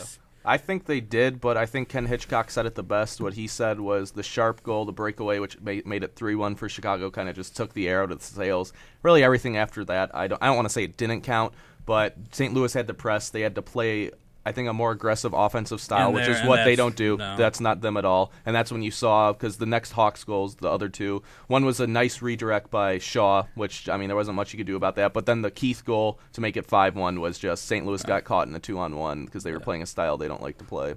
And it shows. Very upset. Made it even worse Friday with 20 or 30 Blackhawk fans that are my fraternity brothers, alums, that were thrown in my face. And they're the reason why I did not make it as late as I wanted it to that night, because I was home passed out. So just throwing that out there.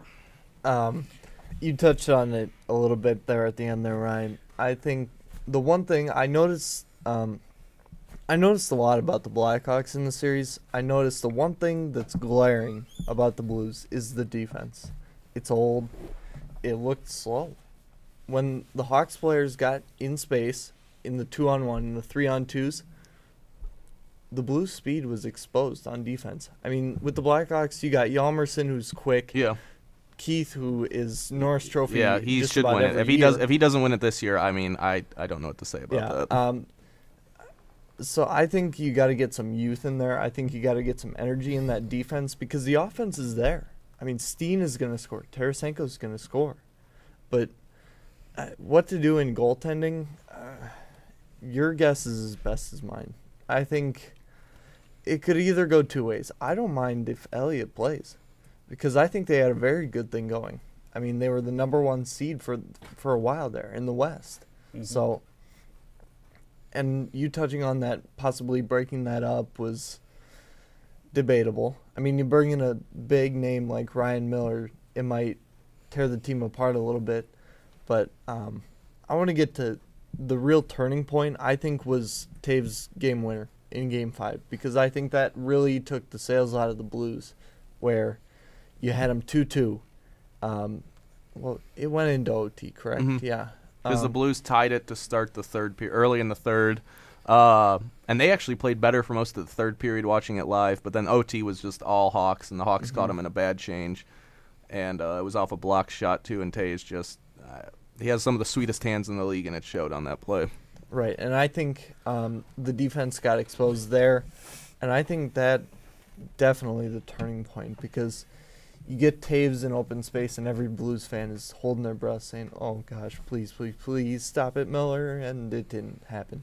But going forward, I think the Hawks are in good position because they're coming off 4 straight. They know they can come back from anything. They're a championship team. Did it last year to Detroit. Right. I mean, they're a championship team that when their back's against the wall, they play their best. And that's exactly what you need in the NHL playoffs. Yeah, I've got a great feeling after this series because going into it, let's assume Colorado wins tonight, even though I don't know if they will. That's been an up and down series over there. But say obviously Colorado, if the Blues gave the Hawks the second most trouble in the regular season, Colorado was numero uno in kind of kicking our butts during the regular season. Honestly, I kind of like our chances the way we've been playing right now, and it's kind of I'm the one I always like to harken back to the championship mentality, the experience, whereas the Bulls always had the Heat's number in the regular series and the Heat crush them in the playoffs. That's kind of the feeling I get from the Hawks. And after watching this series, that's really what I get from Chicago, is that no team in the playoffs has the experience that the Hawks have, and it showed this series where St. Louis took it to them the first 2 games. And, I mean, that's heartbreaking. The way they lost, especially Game 2, to give up that goal with 6 seconds and then whatever it was, a minute into overtime, give up the game winner. I don't know too many teams that could definitely bounce back from that. But I saw a lot of players interviewed after this game, and they spoke about that moment. And that's why I love Quenneville. Even though I felt he got outcoached the first half of the series, I think he was able to keep the team into it, and you just see great leadership. I've met a lot of the guys on the Hawks team. I've gone to a couple conventions that the Hawks have before the series or before the season. I know a lot of people that have met them. They're all stand-up guys. I've met Duncan Keith. You won't meet a nicer, quieter guy, but a guy who just exudes confidence and leadership. I've seen Taves and Kane both speak, especially Taves. You might find a guy who's a better leader, definitely. And just from the organization down, I think it's just when their back's against the wall, like you said, Adam, I said it earlier, that's the team I want to play for right there is the Blackhawks. If you're in the playoffs, big money time, they come through. I read a lot of NHL articles written by the NHL.com staff writers after the series, and it all kind of came back to the thinking you won't find a clutcher team in the NHL than the Blackhawks. And I think after watching the playoffs last year and what they went through, and watching this year, I would definitely agree with that, because at the biggest moments, Game 4, overtime, Patrick Kane scores the game winner. Then Game 5, Jonathan Toews scores the game winner. That's what you need. You need your biggest and best players to step up. From the Blues, I was really impressed with Tarasenko. I think he was probably the second best player in the whole series. Keith was by far and away the best player. I mean, he does... I've said it all year, but I've never seen a player in any sport do more things to help his team than Duncan Keith does. I'd say right now, the way he's been playing, he's the best player in the NHL, I would say. But Tarasenko, I really like what I saw from him. He probably had the most skill on the Blues. He gave the Hawks the most. He was really the only guy that was really giving the Hawks a lot of trouble on his own. I think the Blues as a team gave them a trouble in a great fight, but Tarasenko was the only guy who would go out there and they had really no answer for. So I think he's definitely got to be the key for the Blues to build around him and Oshie. I like Oshie a lot too, especially what we saw from TJ Oshie in the Olympics. But I don't know, just going in against Colorado, I think it'll be a great series. Colorado can definitely win should they dispatch Minnesota, but I still think I'd roll with the Hawks right now. Granted, I still think Anaheim is the favorite out west. We'll get to that series in a second. But just to speak to the Hawks, I have a lot of pride as a Hawks fan. Going to Game 5 was awesome. I think this kind of speaks, too, about the culture. You said it, Ryan, about how there are very few diehard Blues fans. Spending 2 days in St. Louis, it's a baseball town. Chicago, I like to say, I've told a lot of, there was a lot of, even here, a couple friends I have that are big Cardinals fans were pulling for the Blues just because they don't watch hockey. They know nothing about hockey. I was explaining it to them as we were watching it. But they're just Cardinals fans who are watching hockey because the Blues were and rooting for the Blues for St. Louis. It would be like me kind of rooting for the White Sox because of Chicago or whatever in the baseball playoffs. But it's a hockey or a baseball town where Chicago is just overall I'd say a sports town. And just going to the game, when we were in St. Louis, we got 100 level seats for $150 a piece. And talking to a lot of Hawks fans who were there, they all said the same thing. Our seats are amazing, and it's so cheap here. Where the same seats would cost us $2,000 in Chicago, and 40% of the building was Hawks fans. My dad texted me after the game on Taze's game winner. He said it sounded like the United Center in there, how everybody was yelling. All the Hawks fans were yelling on Taves' game winner. That's something you would not see at the United Center. Even I told you, go back to the Stanley Cup Finals last year, there was Hawks fans all over place. I think right now there's not a better place to watch hockey than the United Center in Chicago. But I do have to say, I did like the atmosphere at Scott Trade. It was a lot of fun. I love the goal horn. I do love the goal horn. The goal horn's pretty cool there. And I think if you guys can get better, you could definitely... I don't see why not. I don't see why you can't have a great atmosphere there. But I just think it kind of... They're organizations who are in two different places right now. And the Hawks' experience and championship mentality and I guess overall talent level paid off. But I got to give the Blues credit. They definitely played hard. They played really well. But in the end, I'm really happy we pulled that off because I was really nervous, especially around that Game 3 going into overtime. I was like, here we go again. But luckily, my boy Patrick Kane pulled it off. And it was a lot of fun. It was a great series to watch, I can tell you that much. It was, as a hockey fan, it was the best first-round series, definitely. I'd say. I'd throw it in there.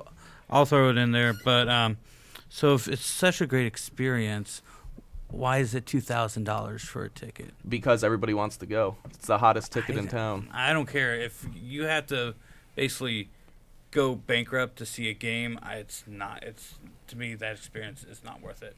If I had $2,000, I would go, but I don't have $2,000 to spend on. If I had $2,000 to spend on the tickets, I might go to a Blackhawks game. I don't even watch hockey, man. just for one time. Yeah, I had that experience with it. Because I mean, like you said, Chicago, man. As an overall sports town, Chicago is definitely up there just with fans and period. They definitely support their teams. Even sometimes it might seem insane, but they support their teams. Yeah, I mean.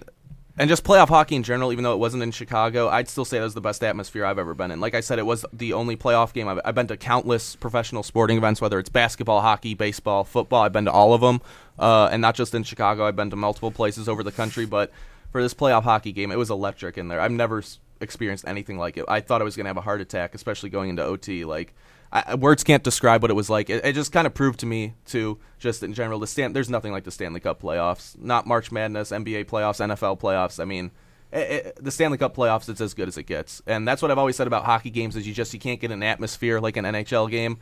And you can't get an atmosphere like a Stanley Cup playoff game because I'll probably go to a Hawks game or two next year, and I don't want to say it's going to let me down, but it's not going to be like that. I'm not going to have the same feeling. And just when everybody asked me about it, that's what I said is words couldn't describe it. And just for the game to go, it was such a back and forth game, and then to win it in overtime like that, and supporting my team in kind of an enemy territory. It was just an experience I will never forget for the rest of my life. And I got to give props to my girlfriend. It was her idea to go the night the Hawks won Game 4, and we got tickets and we went in. It was one of the best weekends of my life, and I loved it. But just the playoffs, for both playoffs, both hockey and basketball, we've had a hell of a year to watch on TV. Because the other series we were going to talk about that we really wanted to talk about was San Jose and LA, which is now tied at 3. Last time we were in here, I believe it was 3-0 for the Sharks, and we kind of counted the Kings down and out. But Jonathan Quick has gotten it together. The Kings have found their goal scoring. Niemi, the Hawks goalie in 2010, he was benched the last game. It said he's going to start tonight. It's been the tale of two different 3-game spans. What do you guys take away from this one? I think benching that goalie is going to bite them in Game 7. I did have the Sharks winning, but I think I'm going to change that, and I'm going to have Kings win, even though it's at San Jose. Just that momentum. Plus, if that momentum keeps on going and they win and they face Anaheim, look for 2 great semifinals on the Western Conference side, because I still have Colorado winning their Game 7 also. So I'm going with the Kings. I picked the Kings to begin with based on Jonathan Quick, and I said he'd kind of get back to that form. I was worried about the goal scoring. Kopitar has been kind of non-existent since they won it against the Devils, but they found it. And it's crazy to watch because we were all saying, what happened to the Kings? I mean, you might as well, go into the offseason, look at the team, see what you need to do as far as free agents or letting guys go. Now they're back in this series, and now they might go up against Anaheim if they win, and I think they will. I think you'd be crazy to actually pick San Jose. You're coming off 3 straight losses. You benched your goaltender. What else could go wrong, really? I mean, Joe Thornton gets hurt or something? I mean, that would Where's Patrick Marleau been? He's had a rough series, too. That's their goal scorer. Right, and he's nowhere. He's kind of doing a James Harden in the 2012 finals. But I think you'd be nuts to pick San Jose tonight. Yeah, I think I got to go with LA as well, just because San Jose's had a history of choking in the playoffs. They remind me of the Eagles from the early 2000s, the McNabb Eagles, where they would just make it to conference final after conference final and lose. So I cannot stand the Sharks. I hate Thornton and Marleau. I really do. So I'm picking the Kings tonight. And when Jonathan Quick's on, they have the ad from the 2012 finals of a Quick jersey, and it said, when my wife wears this to bed, I know I'm not scoring tonight. And I think that ad is spot on for Jonathan Quick. You won't find a better goaltender in the NHL when he's on. And it looks like he's on now. All he's got to do is control his rebounds and how aggressive he plays. You're not going to score on him. If he's not giving up rebounds, you're not going to be Quick. That's literally the only way you can score on him is when he doesn't have his rebound control on. And the last 3 games he's had it, I don't see it changing tonight, so I got the Kings. And I like the Kings a lot. I like the way they play, even though they're in L.A., which I think is an overrated hockey experience in L.A. But, I mean, I got to give it to them. They earned it. They fought. And I remember watching Game 3 and thinking it was over. Then I watched Game 6, and they won. And I was like, wow, this is a 3-3 series. This is pretty incredible right now. And I was shocked by it, to tell you the truth. But, I mean, I love Quick, another American. I love Americans, especially American goaltenders. So I'm pulling for the Kings, and I think they're going to do it tonight. Yeah, I mean, 3-3 series tied. I think we thought it was going to be like that all along, but we didn't think how it was going to be. So I think we got a little bit more time left. You want to you want to talk about the other? I want to talk about Avs versus Wild, because I think right now it's 2-0 for New York versus the Flyers, if I saw the score correctly. Yeah, I'll check. This series has been a little bit closer than I thought it would be. But the Wild were coming on strong at the end of the year. Yeah, it is 2-0. Yeah, they were playing real strong because they had to fight for that last position against Phoenix, if I can remember right. Yeah. So, and who's now going to be Arizona, by the way? They're the Arizona Coyotes starting next year. Oh, yeah. Okay. Wow. So, all right. This still doesn't matter. Crappy place to play hockey. But I have the Avs winning. I just think Patrick Waugh going to be controlling his players, his young players. And McKinnon is – I as a rookie year, what could you ask more for besides probably facing the Blackhawks and beating them? I mean, that would just put icing on the cake. You hit it head on, and that's where I was going, was McKinnon.